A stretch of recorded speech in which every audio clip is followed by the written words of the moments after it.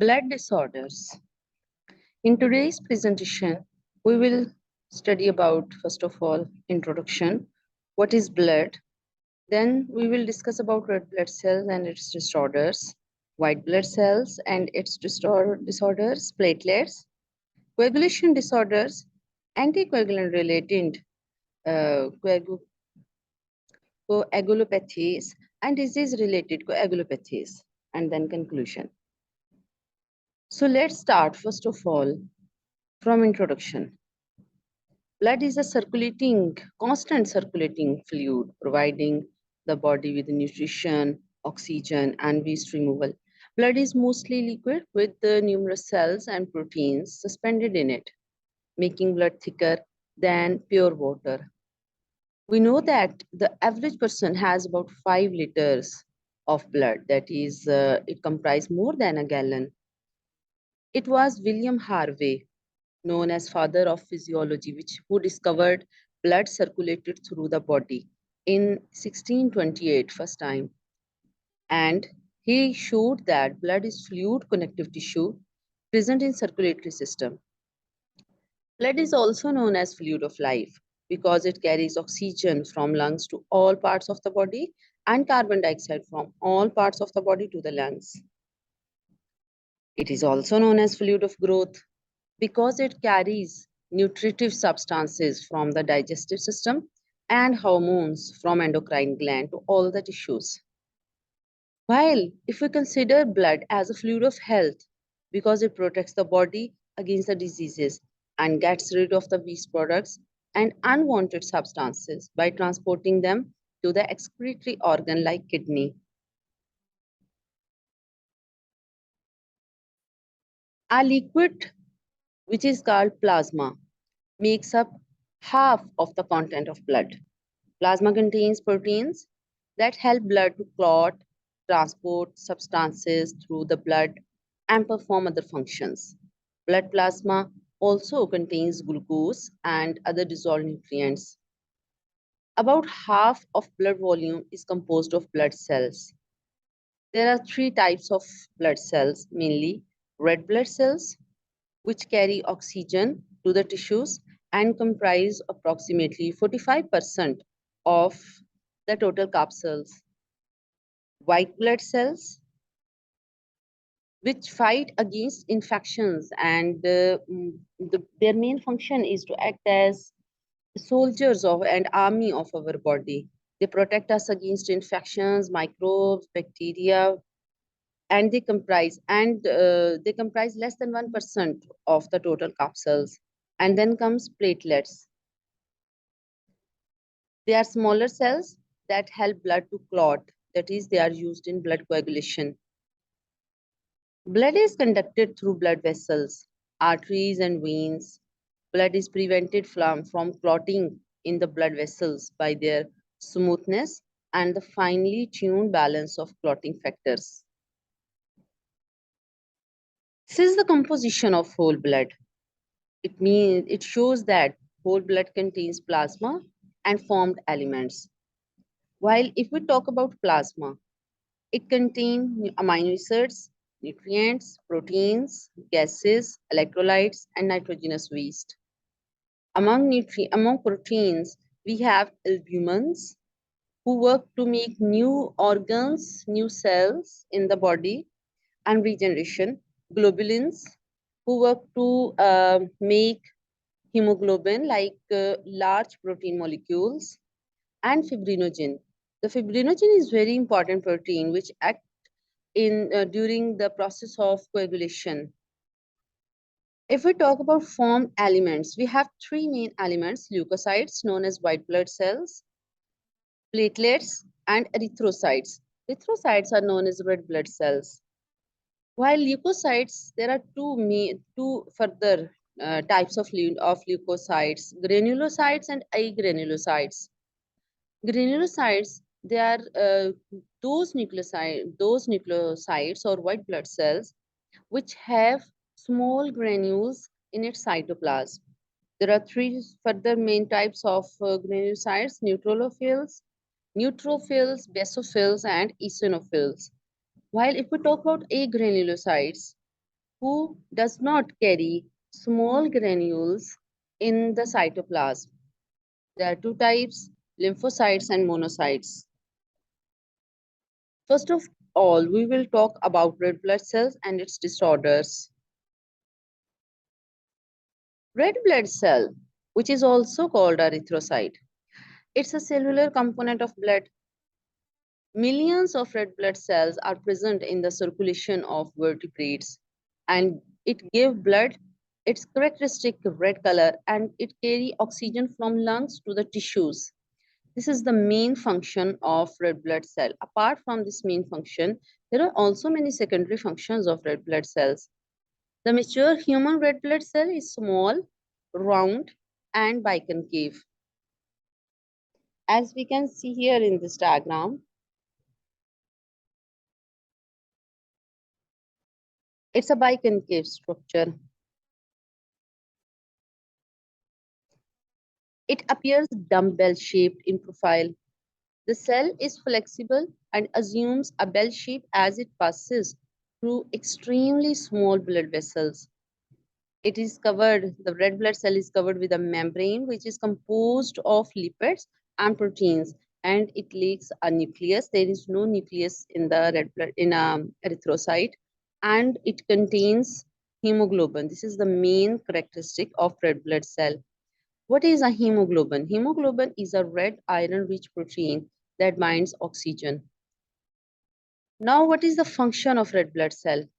Its main function is to contain hemoglobin, where hemoglobin is used to carry oxygen from lungs or gills to all the body tissues and to carry carbon dioxide. Carbon dioxide is a waste product of metabolism.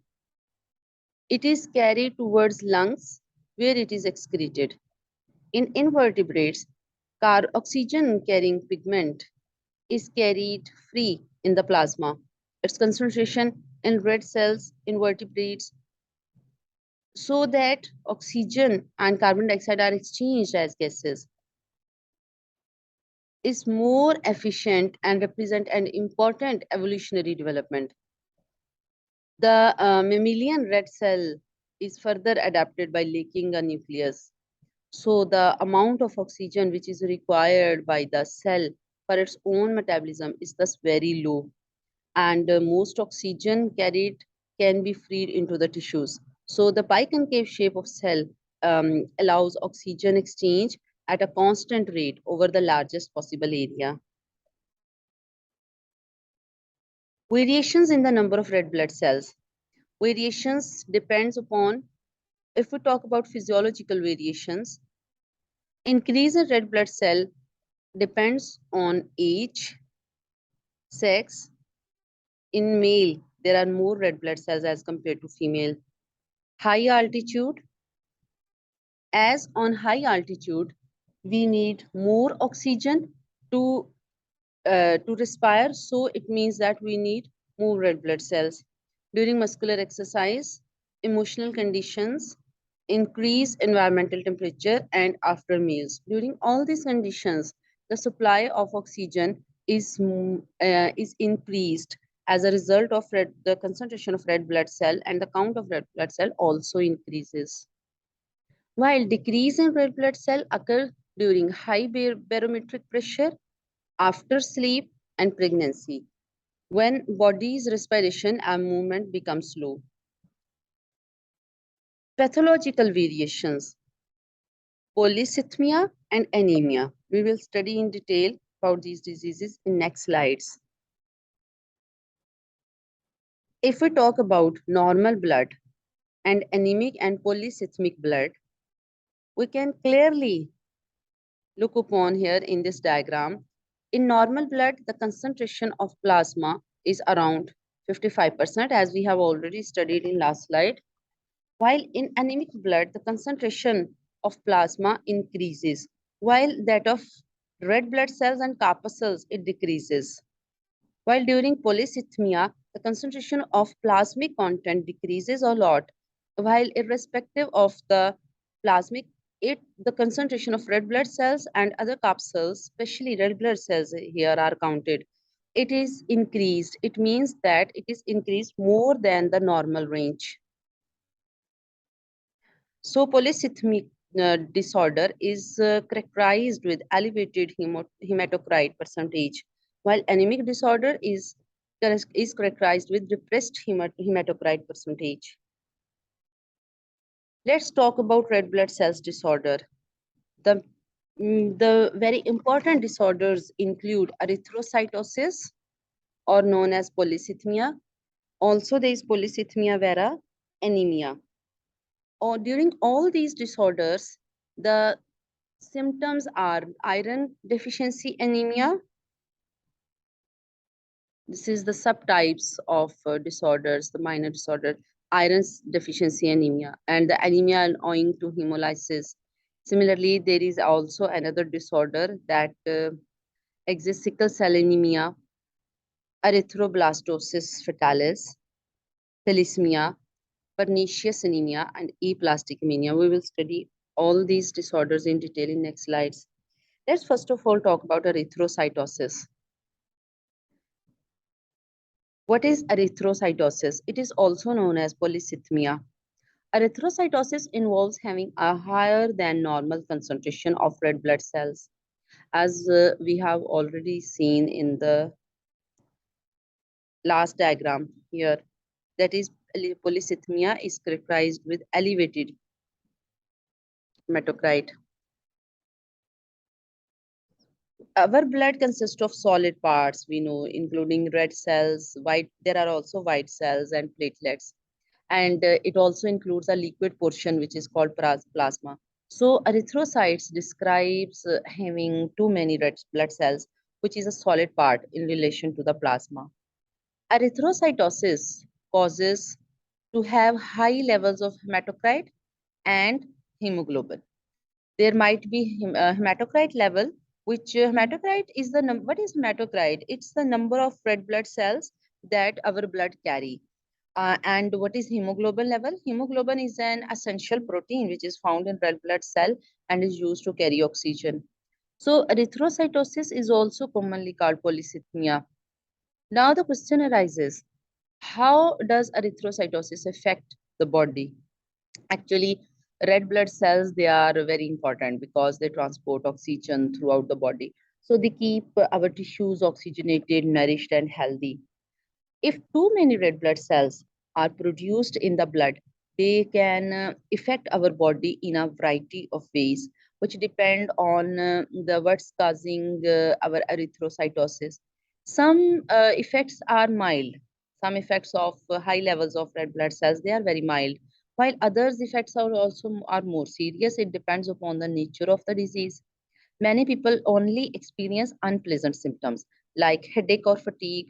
More serious causes of erythrocytosis can cause blood to become too thick, putting the patient at risk of blood clotting, heart attack, and stroke. So it is very important to work with the doctor or the health provider to determine what is the cause of actual cause of erythrocytosis, that receive the right treatment to provide symptom relief or prevent complications as needed. So we can see that this is a condition with an increase in circulating red blood cells characterized by increased hemoglobin level or hematocrit level. There are two types of erythrocytosis. It is classified based on the blood composition that causes the high concentration of red blood cells. There are two types, relative erythrocytosis or relative polycythemia, and the other one is absolute erythrocytosis. What is relative polycythemia? It causes a high concentration of red blood cells because we do not have enough plasma in relation to the number of red blood cells. For example, dehydration. In the case of dehydration, we it may lead to us not having enough liquid or plasma, not having enough plasma in the blood. So relative polycythemia, it occurs as a result of loss of fluid with homoconcentration of cells. and it is seen that is the symptoms of relative polycythemia. They are vomiting, diarrhea, or loss of electrolytes with the accompanying loss of water. And increase in number of red blood cell is only relative to the total blood volume. And the second one is absolute erythrocytosis. In case of absolute erythrocytosis, it causes a high concentration of red blood cells because we have more red blood cells than normal in this case. Absolute erythrocytosis involves a greater variety of causes than relative one. It is further broken down based on whether its causes are considered primary or secondary. So there are two types: primary erythrocytosis and secondary erythrocytosis. Now, what is primary one? It's a true idiopathic increase in the number of circulating red blood cells and of hemoglobin level. And bone marrow, in this case, bone marrow with an inherited increased proliferative activity. Actually, primary erythrocytosis, they result from problems in the spongy tissue inside the bones, which are called bone marrow. Bone marrow is the primary site in the body where red blood cells get made. We know that. With primary erythrocytosis, red blood cell production increases in the bone marrow because of a genetic defect in the cells that eventually mature time to time into red blood cells. These cells are called stem cells, or they are also known as progenitor cells. A genetic defect is an error in a cell's code that tells how to behave and how to function and how to make new proteins and how to make even new cells like red blood or white blood cell. So a genetic defect can cause a cell to multiply out of control, in this case, in the problem of erythrocytosis, and create too many red blood cells. So the problem of polycythemia occurs. We can develop a genetic mutation over time, which is also known as acquired genetic mutations, or it may be by birth, which are known as genetic disorder, or inherited genetic mutations or inherited inherited problems. So if we talk about acquired primary erythrocytosis, it's the most common type of acquired erythrocytosis is polycythemia vera. We have already discussed about polycythemia vera. So we can easily tell here that what is polycythemia vera. It's a type of acquired primary erythrocytosis where genetic mutations occur over time and they are not inherited. Polycythemia vera is sometimes confused with the polycythemia simple, but the conditions are not same. Instead, polycythemia vera is a specific type of erythrocytosis. It is one of the serious conditions associated with the erythrocytosis. And if we talk about inherited primary erythrocytosis, so it means that a patient can inherit gene mutations from the parents and that cause the bone marrow to produce too many red blood cells. What is secondary polycythemia? It is also known as etiology. Secondary erythrocytosis result from problems outside the bone marrow. Primary is concerned with the bone marrow problems, while secondary is concerned with the etiological problems outside the bone marrow. Most secondary erythrocytosis involves the body producing too much of a hormone, which is called erythropoietin. Like all hormones, erythropoietin is a chemical messenger. It tells our bone marrow to make more red blood cells. For example, in a condition that where body is deprived of oxygen, like lung disease, or trigger the body to produce more erythropoietin. So this hormone tells our bone marrow to produce more red blood cells in this case, and red blood cells in turn, they transport more oxygen to the body tissue. So the requirement of muscles oxygen is fulfilled. When secondary erythropoiesis occurs, the red blood cells production is too much. There are some genetic conditions that also cause secondary erythropoiesis. Unlike primary erythrocytosis, these mutations don't involve genetic mutations in the bone marrow.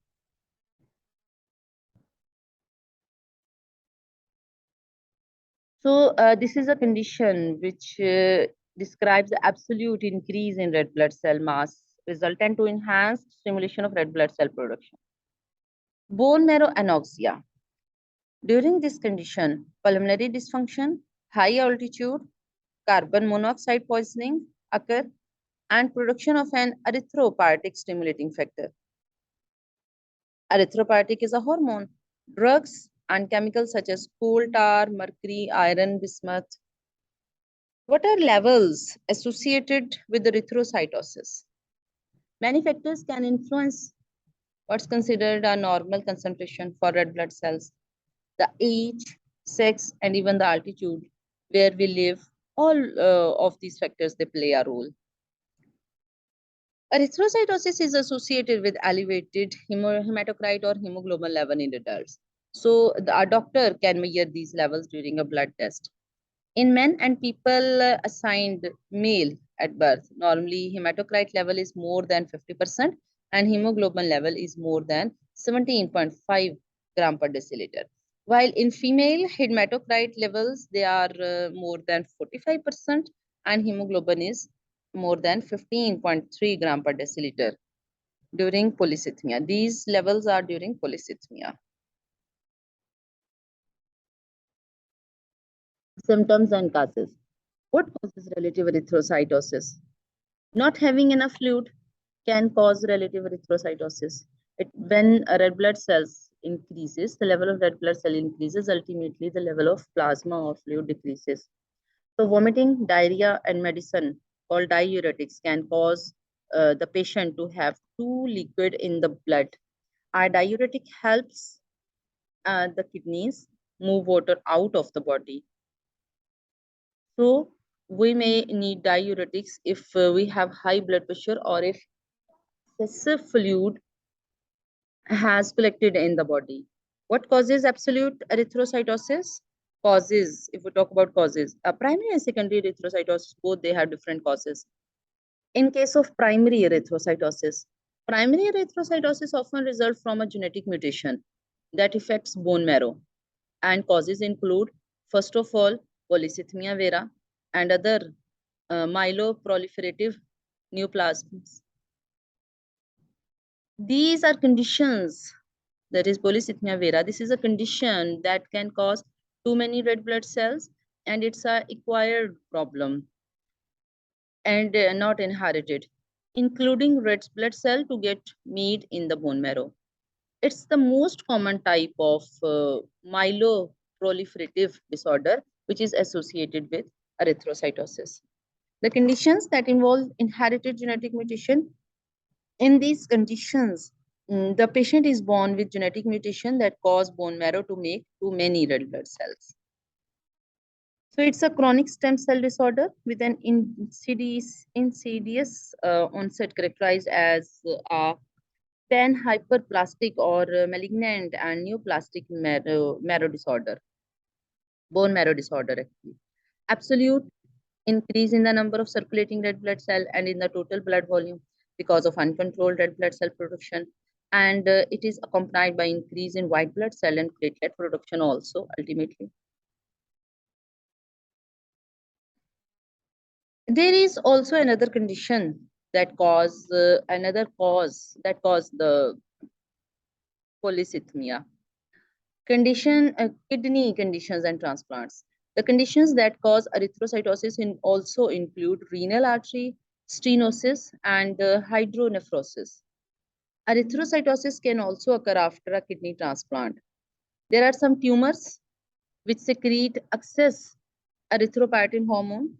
They include cancerous tumors like renal cell carcinoma, hepatocircular carcinoma, and parathyroid carcinoma, benign tumors like uterine fibroid or pheochromocytoma, and other conditions like this may also secrete excess erythropoietin hormone. There is also another cause, carbon monoxide poisoning and smoking. Carbon monoxide poisoning can also deprive the tissues of oxygen. So excessive smoking can cause carbon monoxide poisoning. Drugs and medications, anabolic steroids and other performance enhancing drugs which are used in sports can cause secondary erythrocytosis. Taking testosterone can also lead to erythrocytosis. Clinical manifestations. These conditions, they are normally asymptomatic. Pruritus, vertigo, gastrointestinal pain, headache, paresthesias, fatigue, weakness, visual disturbances, etc. They are clinical symptoms which are appeared normally in the patients. If we talk about oral manifestations, there is erythema, that is red purple color of the mucosa, and there is also glossitis, erythematous and edematous gingiva, as seen in this diagram, spontaneous gingival bleeding. In laboratory findings, in case of red blood cells, normchromic, normocytic, that is the range, the level of the red blood cells, they are increased and normally become more than 10,000 per cubic millimeter. Hemoglobin level is also increased.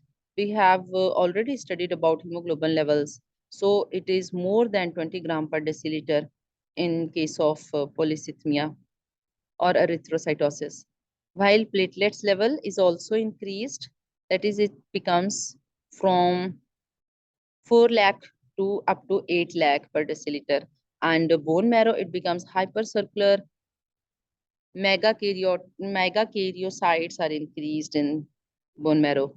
What is the treatment? It includes phlebotomy, first of all, then chemotherapy and radioactive phosphorus. Oral health consideration, clinically significant bleeding may paradoxically require platelet transfusion. And tranexamic insert can be used adjacent of any concomitant antiplatelet or anticoagulant therapy might be used in this problem in order to treat this problem. Then comes the second disorder, anemia. What is anemia? Anemia refers to reduction in red blood cell count, hemoglobin content, and packed cell volume. So we can say that in opposite to the polycythemia or erythrocytosis, there is anemia. In case of anemia, the fluid volume is increased, that is plasmic content of the cell is of the blood is increased, while the solid content, that is the capsules content of the cell is decreased. In case of anemia, actually anemia is a condition in which the patient lack enough healthy red blood cells and does not carry enough or adequate oxygen towards body tissues. So having anemia also referred to as low hemoglobin, having low hemoglobin level and can make patient feel tired and very, very weak. There are many forms of anemia, each with its own causes. Anemia can be temporary or long-term and can range from mild to severe. In most cases, actually, anemia has more than one cause. So a patient should consult her or his doctor if he suspect that he have anemia, that is he is feeling continuously tired and he is fatigued and he is not able to do any work, casual work. It can be a warning sign of serious illness actually. Treatments for anemia depends on the cause and the range, from taking supplements to having medical procedures. So you might be able to prevent some types of anemia by just eating a healthy and varied diet. But it's not always the case. It might be chronic. It can also be defined as a lowered ability of the blood to deoxy. There is a normal blood and there is an anemic blood. We can see here that anemic blood contains 2 less of red blood cells as compared to the normal blood. Types of anemia. There are five main types of anemia. Aplastic anemia. Aplastic anemia is rare. It is life-threatening and occurs when body does not produce enough red blood cells. The causes of aplastic anemia include just infections, certain medicines. There are certain medicines that cause this problem. autoimmune disease, and exposure to toxic chemicals. Then comes iron deficiency anemia. This is the most common type of anemia and is caused by a shortage of iron in the body. The bone marrow needs iron to make hemoglobin. Without adequate iron or enough amount of sufficient amount of iron, the body cannot produce enough hemoglobin for red blood cells. So in this case, oxygen it becomes deficient in the body. Without iron supplements, this type of anemia occurs in many pregnant women. It's also caused by blood loss, such as from heavy menstrual bleeding or an ulcer in the stomach or a small bowel, cancer of the large bowel, and even regular use of some pain relievers and painkillers that are available without a prescription, especially aspirin. It can cause inflammation of the stomach lining, resulting in blood loss. It's important, very important, to determine the source of iron deficiency to prevent recurrence of the anemia. Then comes sickle cell anemia. Sickle cell anemia is inherited and sometimes serious condition, and it's also hemolytic anemia. It's caused by a defective form of hemoglobin that forces red blood cells to assume an abnormal sickle shape or crescent shape. These irregular blood cells die prematurely and resulting in a chronic shortage of red blood cells. Vitamin deficiency anemia.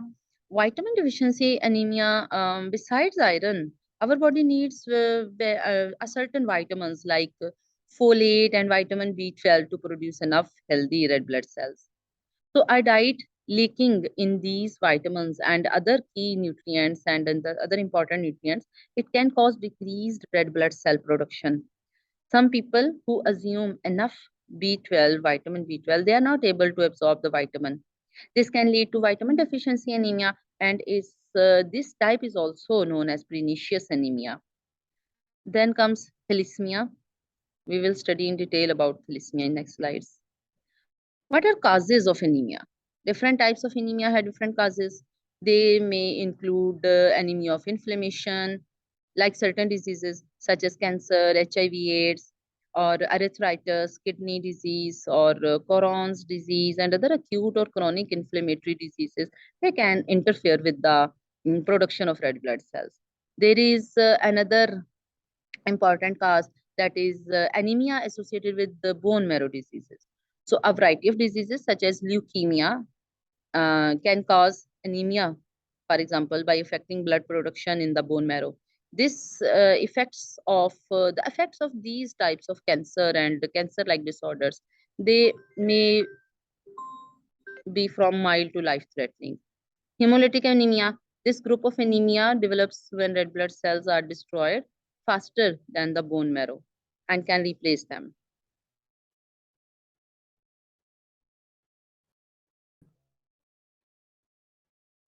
Then comes hemolytic anemia. This group of anemia develops when red blood cells are destroyed faster than bone marrow can replace them, than the rate of production from bone marrow. So certain blood diseases increase red blood cell destruction.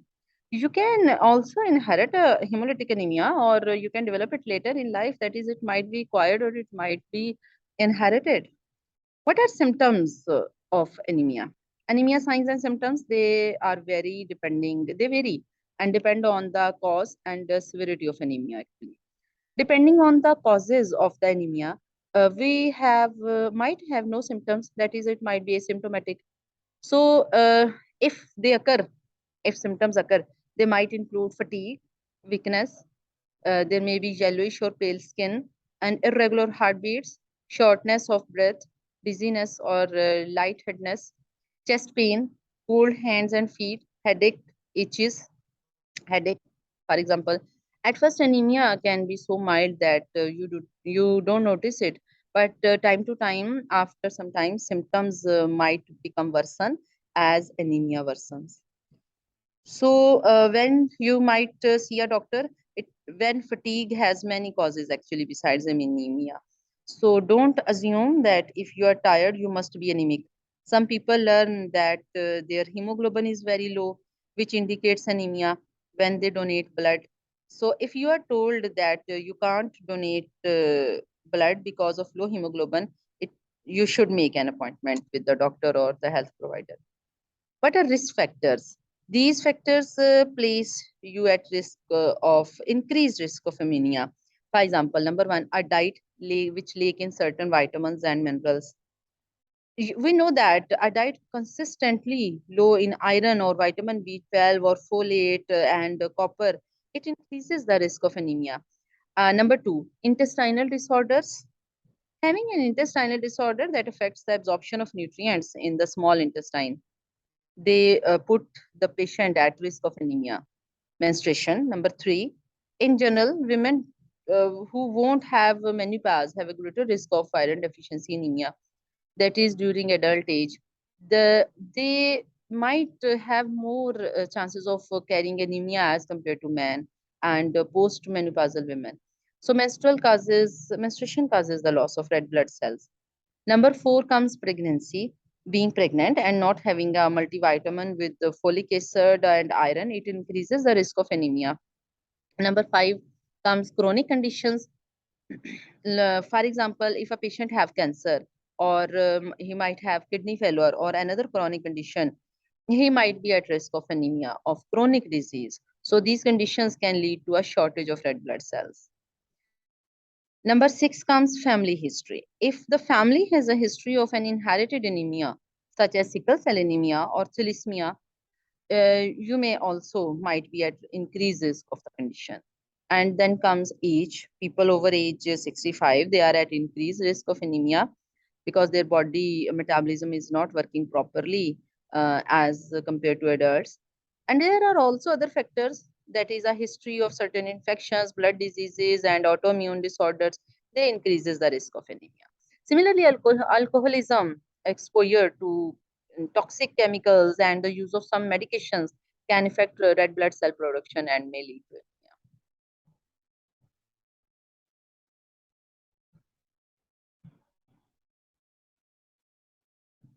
So there are a diet lacking in certain vitamins and minerals, intestinal disorders, menstruation, pregnancy, chronic conditions, family history, other factors, age, for example. Um, Complications. What complications might be during anemia? If left untreated, anemia can cause many health problems, such as extreme fatigue, pregnancy complications, heart problems, and even might lead to death. And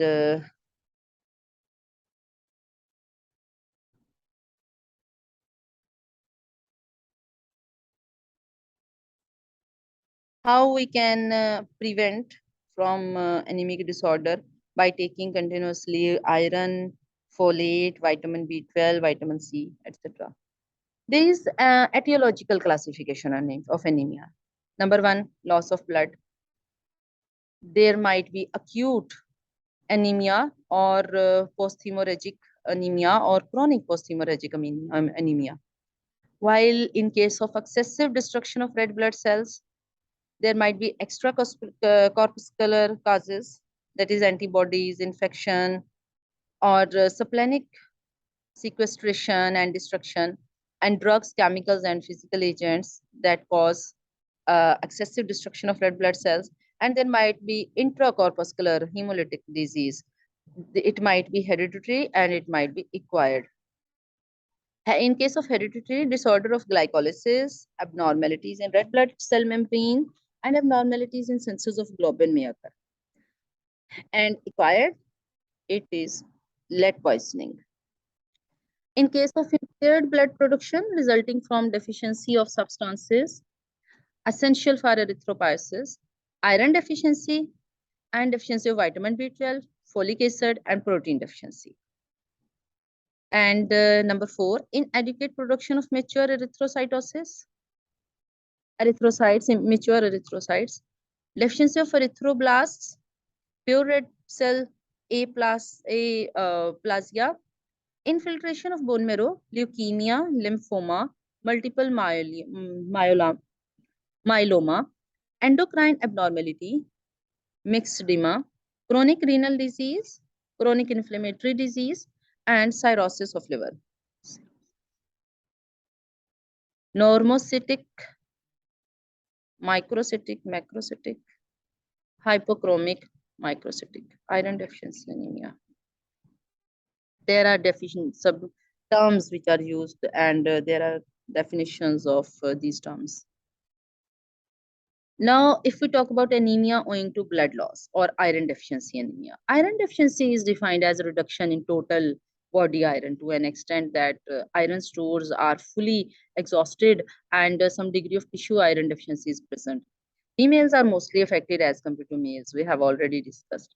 Its etiology: chronic blood loss may occur, inadequate dietary intake, faulty iron absorption, that is the malabsorption of iron, and increased requirement for iron in infancy, childhood, and pregnancy may cause all these reasons can cause anemia owing to blood loss or iron deficiency anemia.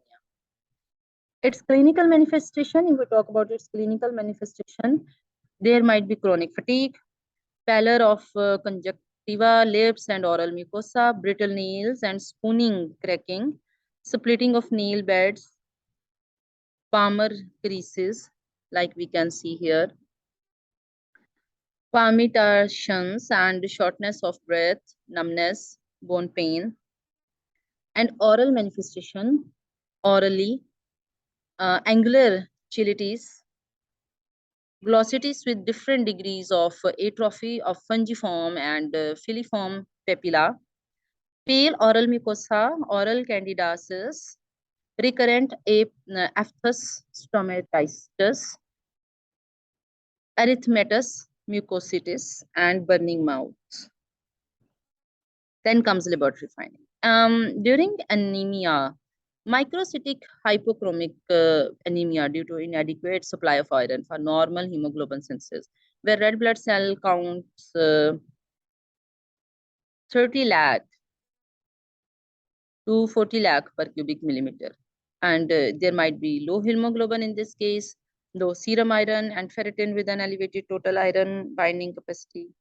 What is the treatment? Oral iron supplementation and ferrous sulfate, high protein diet. Then comes oral health considerations, low hemoglobin level, physician consultation prior to surgical treatment is important. If hemoglobin is less than 8 gram per deciliter, general anesthesia should be avoided. Narcotic use should be limited, and increased risk of ischemic heart disease might be in this case. We have already talked about complications and preventions.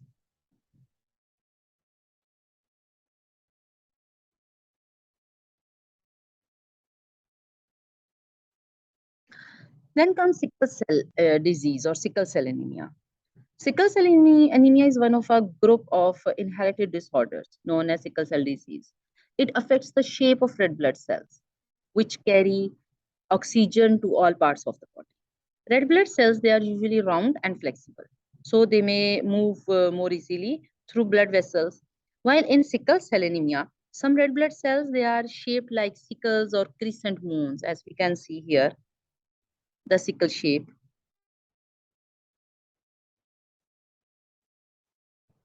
These sickle cells also become rigid and sticky, which can slow or block the blood flow. So there is no cure for most people with the sickle cell anemia. Treatments can relieve pain and help prevent complications associated with the disease, but cannot cure completely this problem. This is hereditary type of chronic hemolytic anemia, transmitted as a Mendelian dominant, non-gender linked characteristic trait.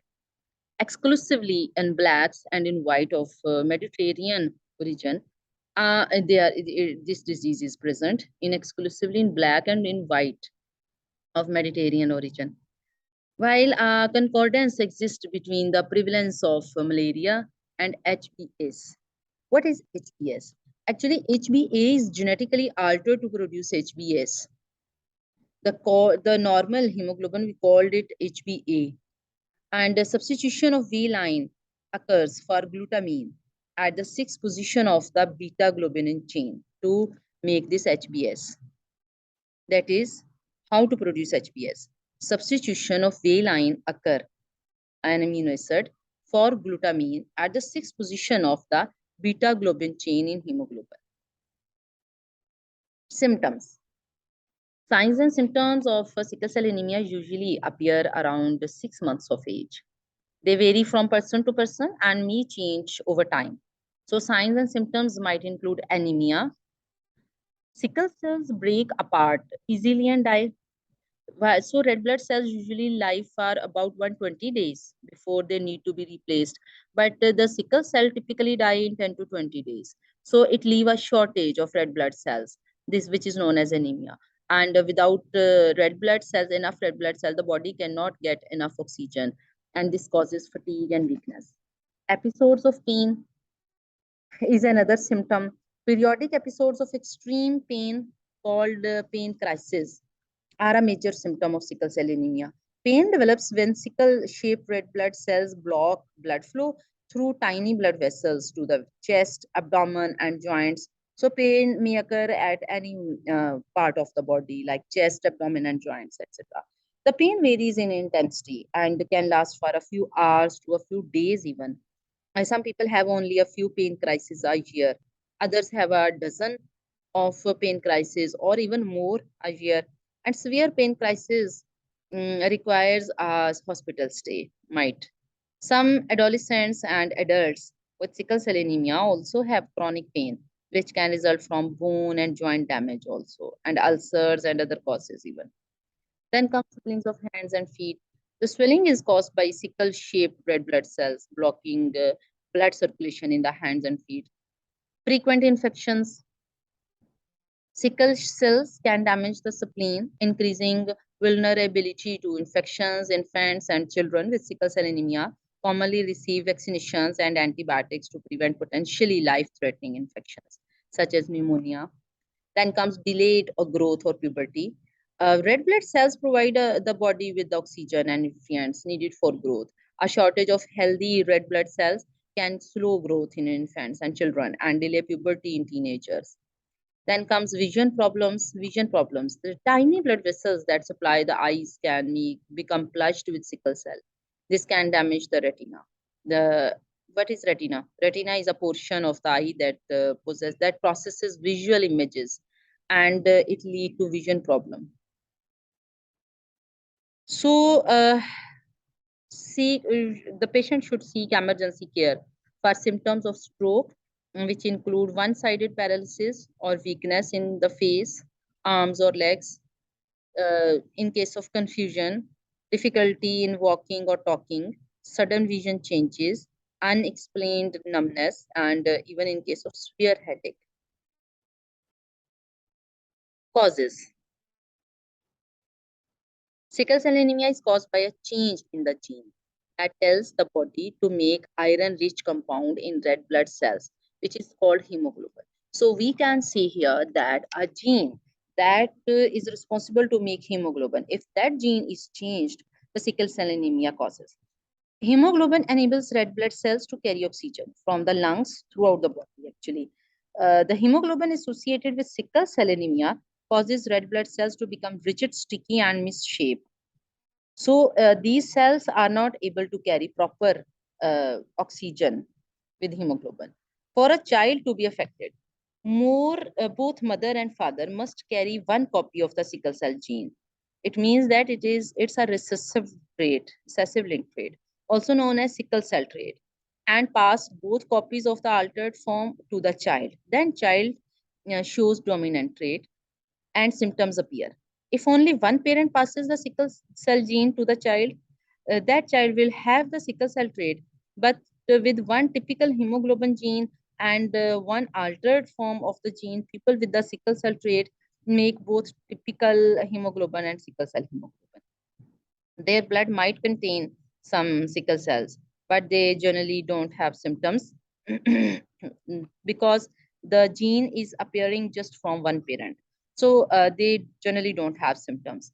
They are carriers of the disease. They are carriers actually, and can pass this gene to their next generation. However, which means that they can pass their trait and its characteristic to another child to their next generation. What is the risk factor for a baby to be born with sickle cell anemia? Both parents must carry a sickle cell gene. So, in the United States, sickle cell anemia most commonly affects people of African, Mediterranean, and Middle Eastern descent. Complications.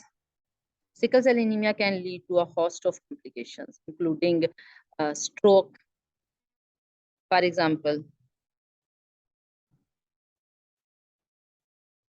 Sickle cell can block blood flow to an area of the brain. So signs of stroke include seizures, weakness or numbness of the arms and lungs, even sudden speech difficulty and loss of consciousness. If your child has any of these signs and symptoms, you should seek medical treatment immediately. This stroke can be fatal. Acute chest syndrome, number two. A lung infection or sickle cells blocking blood vessel in the lungs can cause this life-threatening complication, resulting in chest pain, fever, and difficulty in breathing, etc. The third is pulmonary hypertension. People with sickle cell anemia can develop high blood pressure in their lungs. This complication usually affect adults. Similarly, shortness of breath and fatigue, they are common symptoms of this condition, which can be fatal. Number four is organ damage. Sickle cells that block blood flow to organs deprive the affected organs of blood and oxygen. In sickle cell anemia, blood is also chronically low in oxygen. So this lack of oxygen-rich blood can damage nerves and organs, which might include damage of kidney, liver, and spleen, and it can be fatal because it becomes multi-organ failure. Splenic sequestration, a large number five. Number five is splenic sequestration. A large number of sickle cell can get trapped in the spleen in this disease. Then number six is blindness. Sickle cell can block tiny blood vessels that supply the eyes. Number seven, leg ulcers. Then might be eight gallstones, and there might be pregnancy complications in this case. What is the prevention? If a patient carries sickle cell trait, it should see a genetic counselor before trying to conceive. And this can help the people to understand the risk of having a child with sickle cell anemia. So a genetic counselor can also explain possible treatments, preventive measures, and reproductive options to these patients.